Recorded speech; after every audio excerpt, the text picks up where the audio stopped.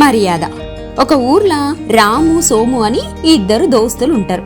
గాళ్ళు ఏదో పని మీద ఒక ఆఫీసును దోలాడుకుంటా ఏరే ఊర్లకు పోతారు.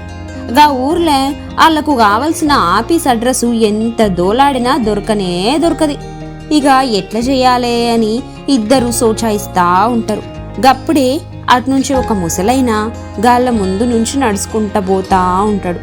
అప్పుడు సోము గా ముసలైనని పిలుస్తాడు. పిలిచి, ఓ ముసలోడా, అరే పలకడు నిన్నే, ఓ ముసలోడా, అరే చెవులు వినిపిస్తలేవా?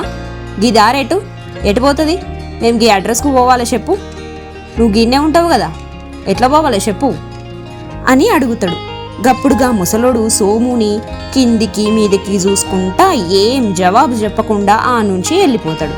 గది చూసి సోము, అరే ముసలోడైంది ఏం చెప్పకుండా గట్లపోతుండు? ఓ ముసలోడా, తెలియకపోతే తెలియదని కూడా చెప్పరాదా? గట్ల చూసుకుంటా పోతున్నావు అని కోపంగా అంటాడు. ఇక దారి తెలియక ఎటు పోవాలనో తెలియక ఇద్దరు గట్లనే దిక్కులు చూస్తూ ఉంటారు. మళ్ళా జరసేపటికి ఇంకో ముసలైన వస్తాడు. ఇక ఈసారి రాము అడుగుతాడు, ఇగో తాత, మేము పలానా కాడికి పోవాలి, జర అడ్రస్ చెప్పరాదే, జర పుణ్యం ఉంటది అని అడుగుతాడు.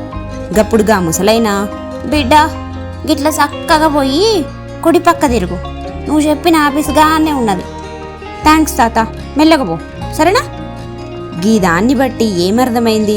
మనం ఏడికి పోయినా మన మర్యాద ఇడిచిపెట్టొద్దు. మర్యాదగా ఉంటేనే మనకు ఎవడైనా గీ దారి చెప్పేటోళ్ళు కూడా మర్యాద ఇచ్చి మరీ దారి చెప్తారు. మర్యాద ఇయ్యాలే, మర్యాద తీసుకోవాలి.